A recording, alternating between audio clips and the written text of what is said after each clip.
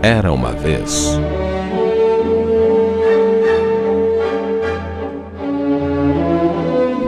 Era abril de 1907, quando Lawrence e Theresia Neimer compraram a propriedade na Wattgasse 53. No dia 25 de outubro de 1907, juntamente com Rudolf Hirsch, proprietário anterior da casa, fundaram uma empresa para a fabricação de dispositivos eletromecânicos. Lawrence Neimer nasceu em 17 de outubro de 1868 em Obersiebenbrunn, Floridsdorf, e foi financiador da empresa recém-fundada.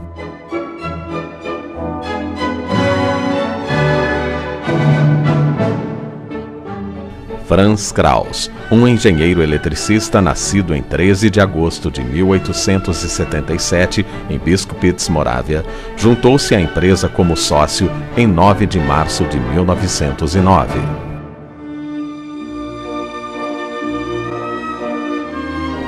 O Sr. Hirsch deixou a empresa em 6 de abril de 1909 e o Sr. Krauss tornou-se o novo gerente técnico.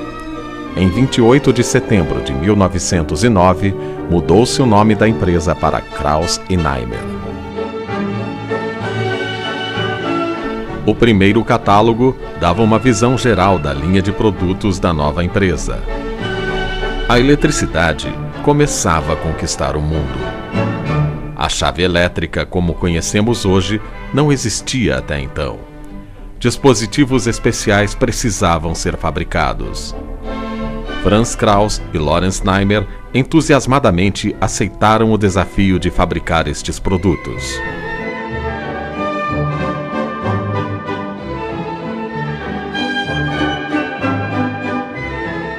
Em 1912, a Krauss e Neimer comprou uma propriedade em Schumanngasse 35 e neste local ergueu uma fábrica.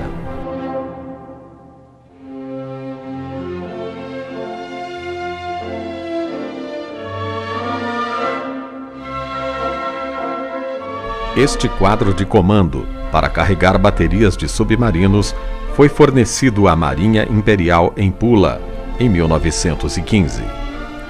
Franz Krauss serviu como tenente na Primeira Guerra Mundial e retornou em 1920.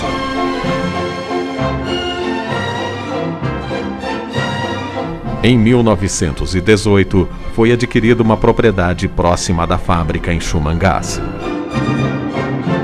No início dos anos 30, a empresa possuía 50 funcionários. Ao centro, Lawrence Neimer e Karl Hambelsen. A industrialização mundial avançava gradualmente. Krauss e Neimer está entre as primeiras empresas a processar o novo material baquelite.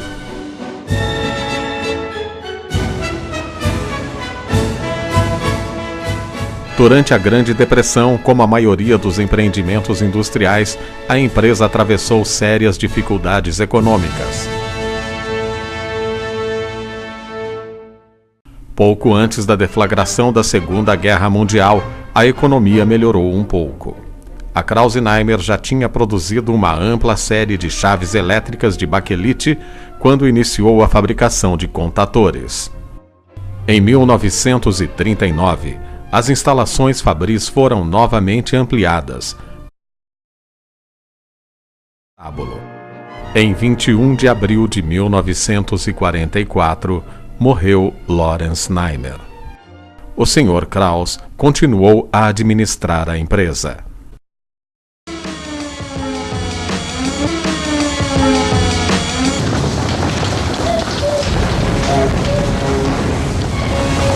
Rundfunksender Wien schaltet nunmehr wegen Annäherung feindlicher Flugzeuge ab. Em 15 de março, durante os últimos dias da guerra, bombas errantes acertaram a empresa durante um ataque das forças aliadas. A senhora Krauss faleceu em casa em Schumanngasse 35.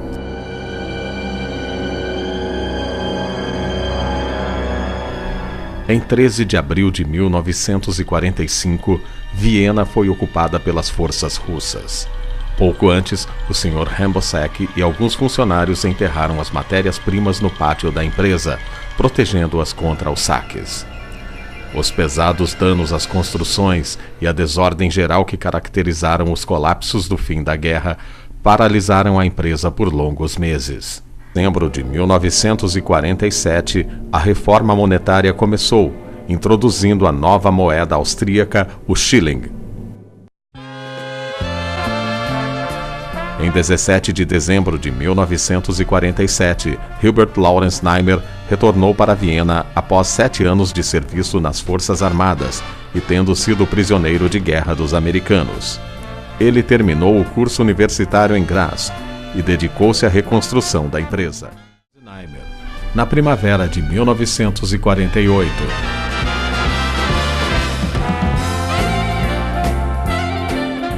O logotipo da Krause-Niemeyer desde 1948.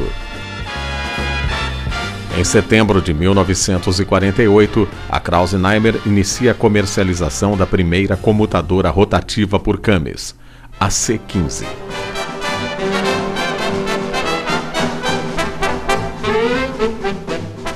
Baseado no mesmo conceito, no início de 1950, outra chave, a C30, foi lançada.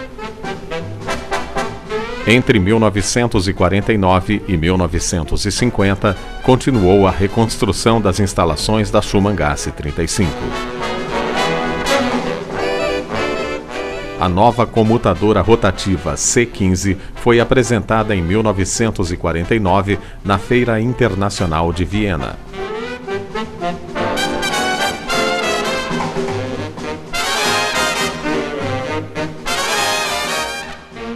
Simultaneamente, os produtos da linha anterior foram exibidos.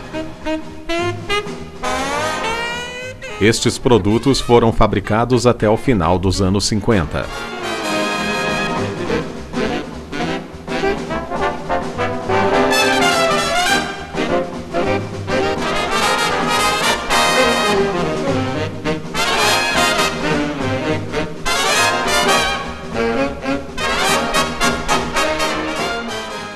Em outubro de 1949, modernas máquinas-ferramentas foram compradas em difíceis condições.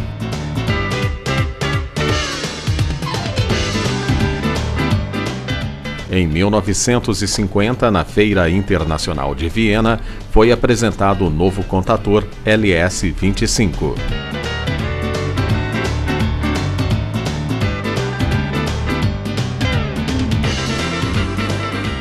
Entre 1950 e 1951, o novo Bloco Industrial 1 foi construído.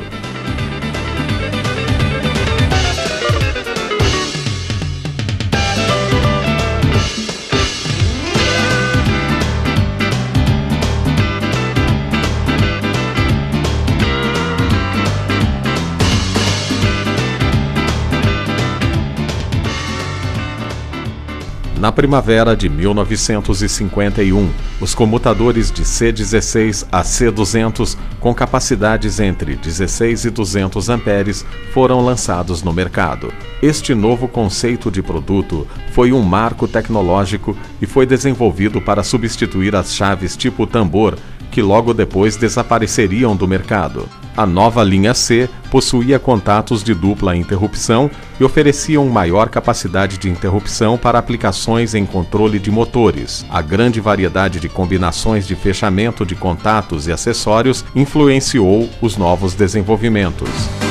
Em 1954, o Bloco Industrial 2 foi construído.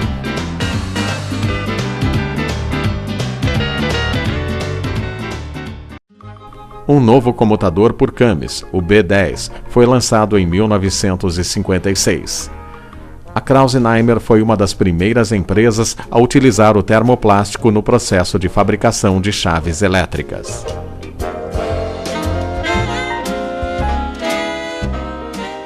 Uma moderna área com injetoras foi instalada no novo edifício, Ala 2, e além dos materiais termofixos, mais e mais termoplásticos eram processados.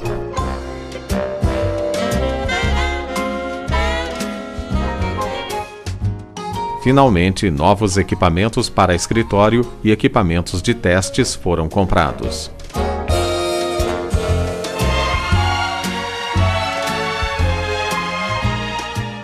Em 1957, o símbolo Phi foi registrado e tornou-se o novo logo da Krauss-Eimer. Em 13 de agosto de 1957, Franz Krauss comemora o seu 80º aniversário. Os anos de 1959 e 1960 testemunharam a construção de uma moderna instalação administrativa na Schumanngasse 37. Com a instalação de um IBM 305 Hamac, a Krauss-Eimer adquiriu um dos mais modernos sistemas de processamento de dados da época. Em 1949, a Krauss-Eimer fundou a sua organização de vendas em Pforzheim. Subsequentemente, em 1952, foi fundada a Deutsche Solenoid. Em função da oficialização da Comunidade Econômica Europeia em 1962, foi fundada em Karlsruhe, Alemanha, a Krauss-Eimer Schalter GmbH.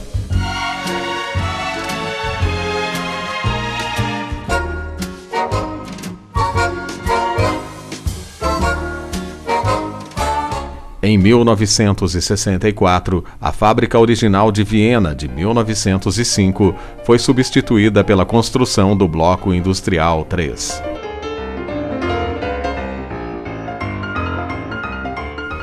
Uma nova e completa planta industrial foi inaugurada em Weikersdorf, próximo a Viena, e a injeção de plásticos e termofixos foi transferida de Viena para Weikersdorf.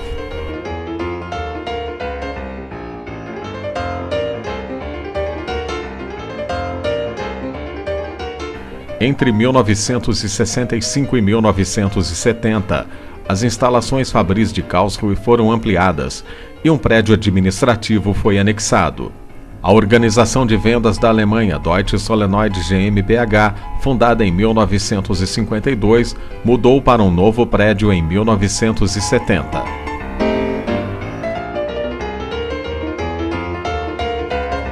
A crescente demanda pelos produtos Krauss-Eimer resultou na construção de uma nova fábrica. A Krauss-Eimer Ireland Limited, em Shannon, na Irlanda, em 1973.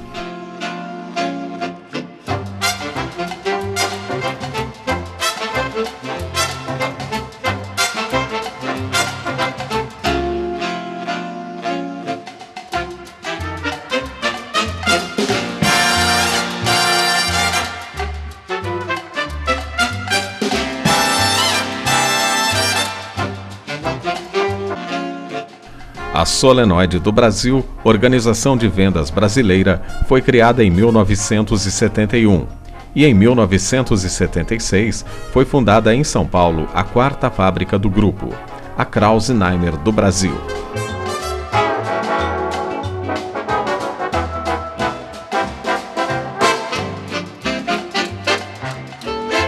Sim, em 1979 fundou-se a Krauss-Eimer New Zealand Limited. Esta planta industrial foi construída no mesmo ano. A organização de vendas New Zealand Solenoid Limited, fundada em 1965, mudou-se então para o mesmo prédio.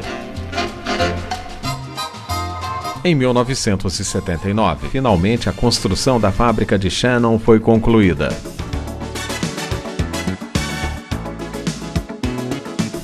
Entre 1979 e 1981, um novo complexo fabril foi erguido em Somerset, New Jersey, Estados Unidos. Este é o prédio da Krauss-Eimer Corporation of America e American Solenoid, nossa organização de vendas norte-americana. Em setembro de 1981, Joachim Ted Neimer juntou-se ao grupo, representando a terceira geração da família Neimer ativa na Krauss-Eimer.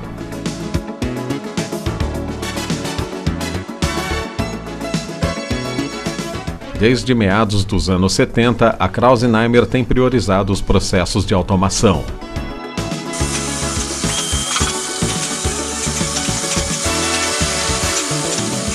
Robôs e linhas de montagem têm substituído os processos manuais de trabalhos repetitivos. As seccionadoras KG são montadas automaticamente na fábrica de Karlsruhe.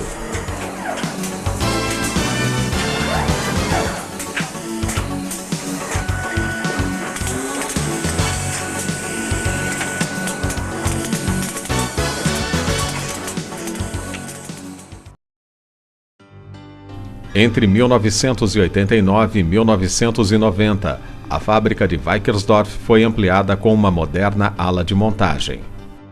Um sistema central de processamento passou a manipular a secagem dos materiais plásticos, bem como a alimentação das máquinas de injeção. Os equipamentos da planta de plásticos foram substituídos por modernos equipamentos de injeção controlados por CNC. Máquinas de estampar e dobrar com recursos de soldagem são usadas na fabricação dos contatos. Máquinas de montagens altamente flexíveis juntam as câmaras das chaves e a catraca. A montagem dos elementos pré-montados da chave foi automatizada. Os testes de funcionamento das chaves são efetuados por robôs e todos os dados pertinentes a estes testes são gravados. Uma das últimas inovações da Krause-Neimer foi a automatização do sistema de gravação dos espelhos por laser. O sistema recebe a especificação para a gravação do espelho via arquivo de dados eletrônicos que é gerado quando o pedido da chave é efetuado.